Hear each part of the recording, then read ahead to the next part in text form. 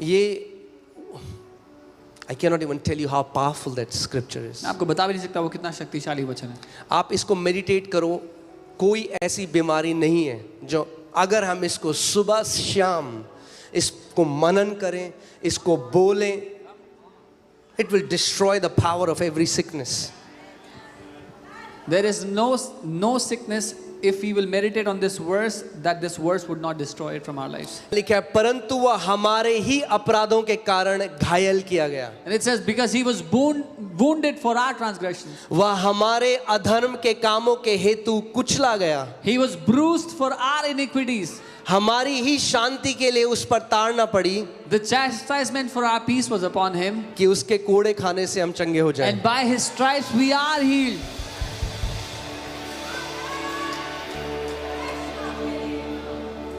और जो शब्द यहाँ पे कोड़े है, अगर आप हिब्रू में देखेंगे तो वो वुंड्स भी कहता है, यानी उसके घावों से। क्योंकि जब कोड़े पड़ते थे तो क्या होता था, उस जगह में घाव हो जाता था, उसका मांस फाड़ दिया जाता था और लहू बहता था। उसके घाव से हम लोग चंगे हुए हैं। And the word stripes here is the word wounds.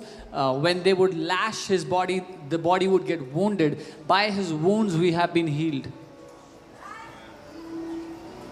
उसे चिंता है कि आप बीमार हैं, He cares about you that you are sick.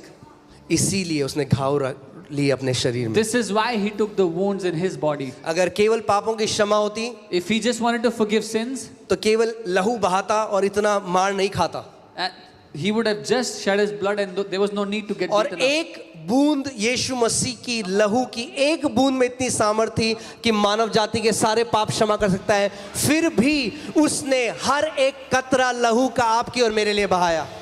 And one drop of his blood had the power to forgive the sins of entire mankind. Still he shed the last drop of his blood for us. ये सबसे बड़ा कारण है कि आज हमें उस gratitude में, उस धन्यवादिता में उसके जीना है। This is the biggest reason why we should live in thankfulness and gratitude towards him. आपकी नई गाड़ी आएगी, आपको 3 महीने मजा आएगा, फिर वो पुरानी हो जाएगी। You'll get a new car, you will enjoy it 3 months and then it'll become a नए घर में जाएंगे, प्रेज गॉड, आप बहुत खुश होंगे। फिर थोड़ी देर बाद टोंटी खराब हो गई, सीलन आ रही है, वो शुरू हो जाएगा। You'll go to a new house, you'll enjoy it for some months and then there will be moisture, the tap is not working and मगर ये न्यूज़ फ्रेश रखना अपने सामने, उसने मेरे लिए कोड़े खाए और उसके घावों के द्वारा मैं चंगा हो चुका हूँ। मेरे लिए सबसे बड़ा कारण ये है उसकी महिमा करने का। But keep this news afresh in your sight. He took stripes on his back and by his wounds I have been healed. Amen. Isaiah 43:25 इसमें लिखा है, I am he who blots out your transgressions for my own sake and I will not remember your sins. यहाँ लिखा है, मैं वही हूँ जो अपने नाम के निमित्त तेरे अपराधों को मिटा देता हूँ और तेरे पापों को स्मरण ना करूँगा। परमेश्वर आपके पापों को स्मरण नहीं करता। God does not remember your sins. मगर शैतान आपके पापों को स्मरण करता है और आपको भी स्मरण कराता है। But the devil remembers your sin and he reminds you of your sins. और आप उसी पाप के लिए 2000 बार उससे माफी मांगते हो। And for that one sin you have said sorry 2000 times. और प्रभु कहता है स्वर्गदूत से कौन से पाप की बात कर रहा And है? the Lord is asking the angels which sin is he talking about? क्योंकि उसके लहू ने आपके पापों को जड़ से उखाड़ कर फेंक दिया। Because his blood has destroyed all your sins from the very root. Isn't that so powerful that the blood of Jesus has the power to completely remove your sins from God's consciousness? क्या ये कितना शक्तिशाली नहीं है कि यीशु के लहू ने परमेश्वर के विवेक में से आपके सारे अपराधों को हमेशा के लिए मिटा दिया है। आज आपको पता है विश्वासियों के अंदर कॉन्फिडेंस क्यों नहीं है, हियाव क्यों नहीं है? This is why, why the believers don't have confidence today. They don't have courage.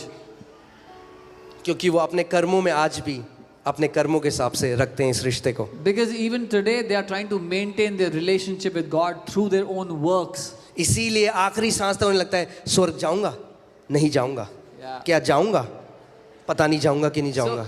To their last breath, they keep wondering, am I going to heaven or am I not going to heaven? Am I going or am I not going?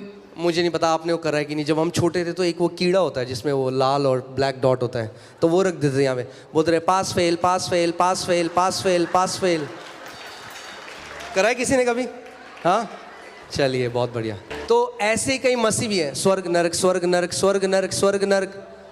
अरे confidence अपने से हटाकर उसके लहू में रखो। उसने लहू बहाया आपके लिए, उसका लहू चिल्ला चिल्ला के कहता है कि ये धर्मी है क्योंकि मैंने इसके लिए लहू बहाया। There are many people wondering whether they go to heaven or hell, heaven or hell. Remove your confidence from your own works of righteousness or bad works, but put it on the blood of Jesus that shouts that you are righteous. जब शैतान बार बार आपको आपके पाप स्मरण दिलाए, When the devil reminds you of your sins again and again, तो उसको एक बेड टाइम स्टोरी सुनाओ। then tell him a bedtime story. Once upon a time there was a loser. एक बार की बात है कि एक निकम्मा था।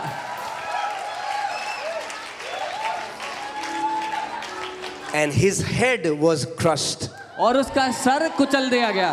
बाइबल बताती है कि उसका लहू, उसके सर में ऐसा घाव था माने वो मरने पे हो, प्रकाशित वाक्य में। In the book of Revelation it says his head was wounded and he was as if he was about to die. Amen. जो आप क्रूस में देखते हो यीशु को, आपके तो है वो ठीक है, आपको पता ही नहीं उसने शैतान के साथ क्या किया। What you see on the cross and you say, oh, that is okay, but you do not even know what Jesus did to Satan. Bible कहती है उसने उसका खुल्लम खुल्ला तमाशा बनाया। The Bible says he made an open show of the devil. उसके सारे चेलों चपाटों के सामने, In front of all of his followers. उसके लाखों करोड़ों दुष्ट आत्माओं के सामने यीशु मसीह अकेला गया इंसान की तरह अधोलोक में। In front of all the lakhs of demons, Jesus walked into hell alone as a human. यीशु ने कहा मैं तुझे आज परमेश्वर की तरह नहीं इंसान की तरह हराने आया हूं। Jesus said, I have not come to defeat you as God, I have come to defeat you as a man. अगर परमेश्वर की तरह हराता तो अनफेयर मैच होता। If Jesus would have defeated the devil as God, that would have been an unfair match. अगर God की तरह होता तो मरता ही नहीं, मरा इसलिए कि इंसान बना इसलिए। If he was like God, he would not have died. He became a man so he could die.